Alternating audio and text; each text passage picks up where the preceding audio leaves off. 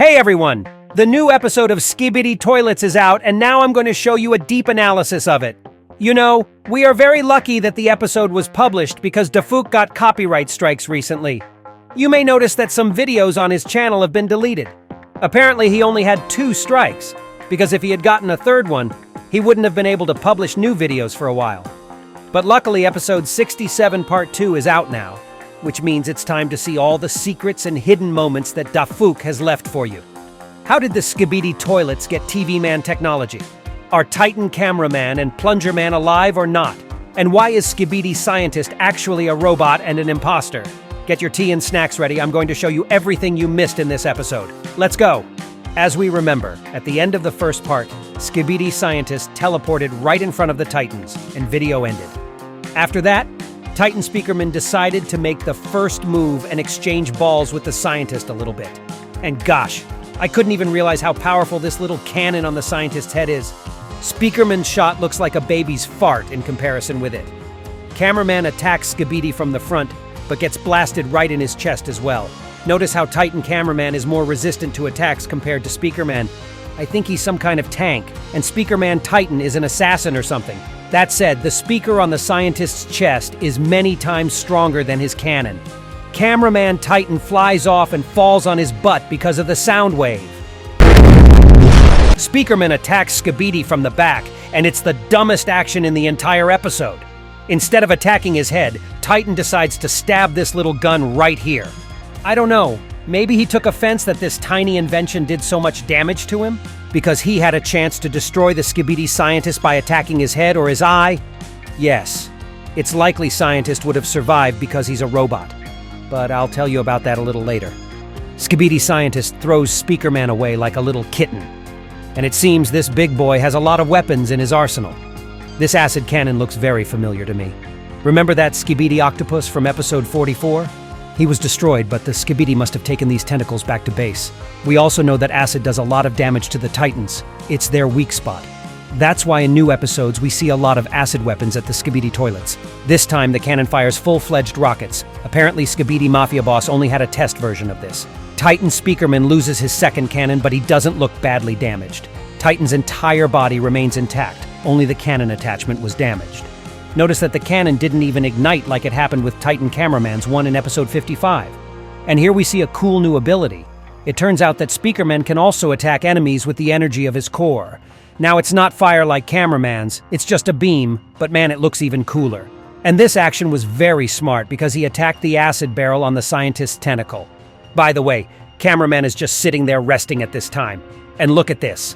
A barrel explodes next to the Scientist's face, and the acid falls right on him. Speakerman attacks his eye with a laser, but the Scientist doesn't give a damn about that. He just fires a laser beam from a second cannon and wounds Speakerman with it.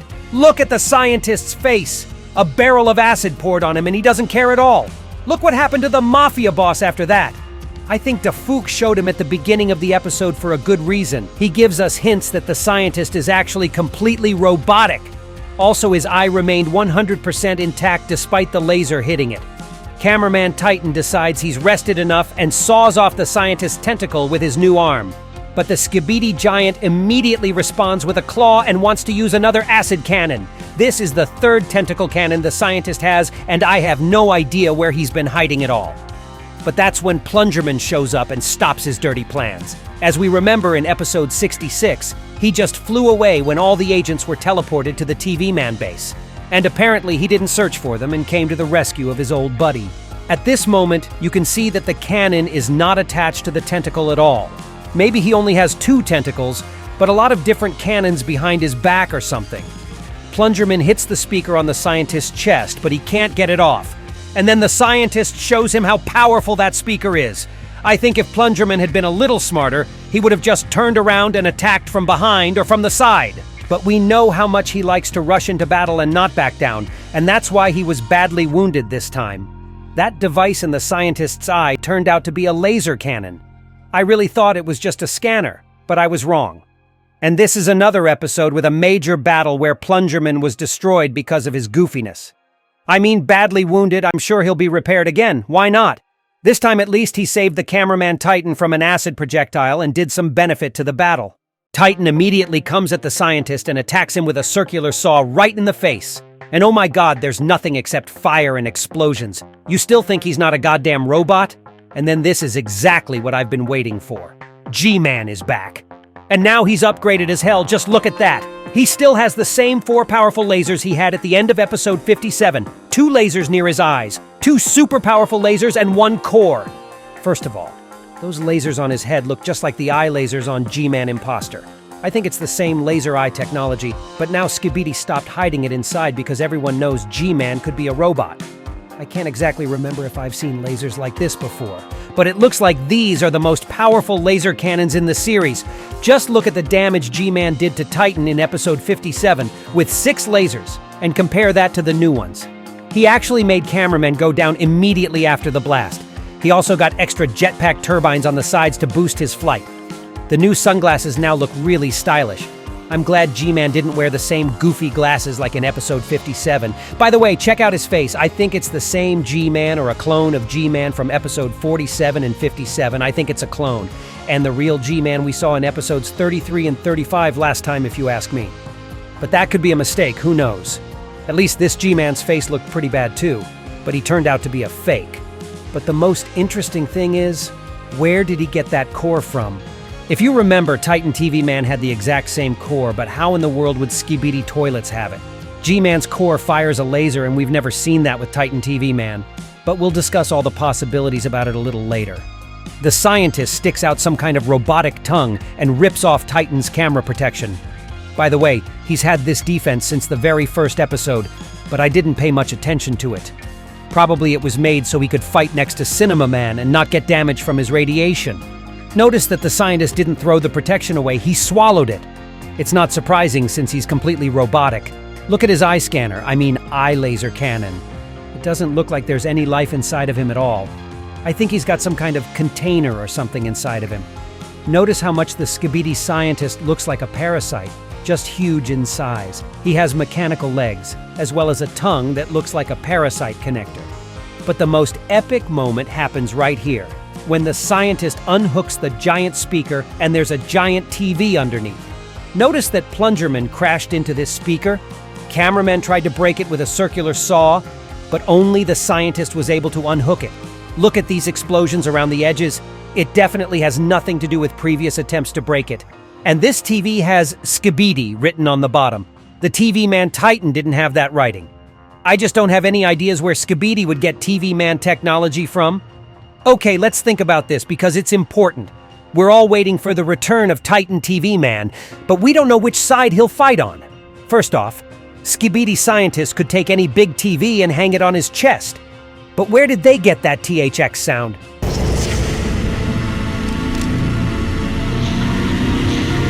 We see that it's not just sound and light, it's the hypnosis ability. The scientist hypnotizes Titan Cameraman and forces him to cut off the camera. Oh my god! We see the saw go deeper and deeper, and that's where the episode ends. We can't say for sure if Cameraman Titan will stay alive or not, but we have different options for a continuation. I think if Dafuk wanted to make a tragic moment, he would have shown us the ending of it all. There is a very likely chance that at the beginning of the 3rd part of episode 67, someone will save Titan. It could be Speakerman who is resting somewhere nearby, or perhaps Cinemaman who will return. I can even speculate that Simp Cameraman with huge improvements might appear in the new part. That would be really insane. And yes, I'm sure there will be a 3rd part of episode 67. Dafuk has never ended his episodes with unfinished action and plot. I think the 67th one won't be an exception. If in the leaked picture we saw Cinemaman nearby, it would be strange that he is flying from a completely different direction and from far away. If you look closely, you can see something round, like Skibidi circular saw from episode 48. You can also see something like a cameraman's camera there and some kind of white blur.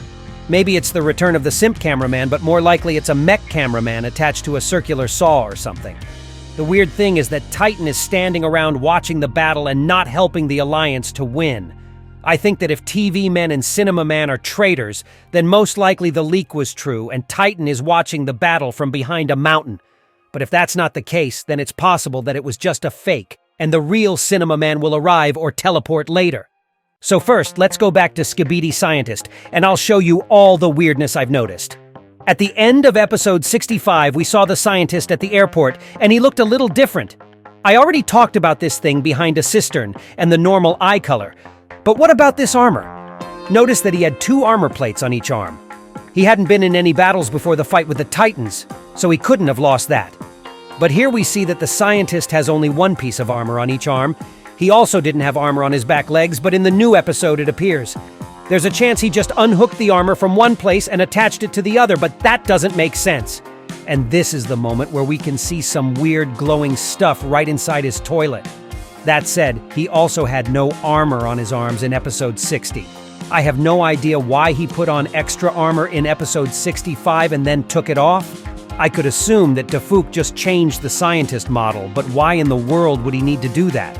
I think there are at least 2 huge Skibidi scientists, and I can't know for sure if they're robots or living Skibidi. But this guy actually looks like a robot. His face is too sturdy for a living character.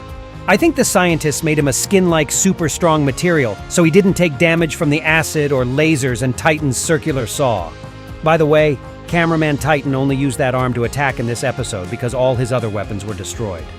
I also began to doubt that this scientist from episode 30 is real. How come he had a parasite inside his mouth? That's really weird.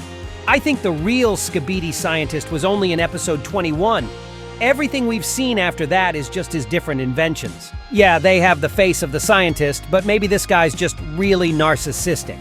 I think this one was a robot engineer. He has mechanical arms and a holding reservoir inside. And these are obviously huge attack robots. Most likely this scientist will be destroyed by the end of episode 67, and you'll see that it's fake too. But what about TV men? I can understand how the TV appeared on the scientist's chest. He could have just found it and so on. But how could he possess hypnosis? I don't remember a single TV man being captured by Skibidi toilets.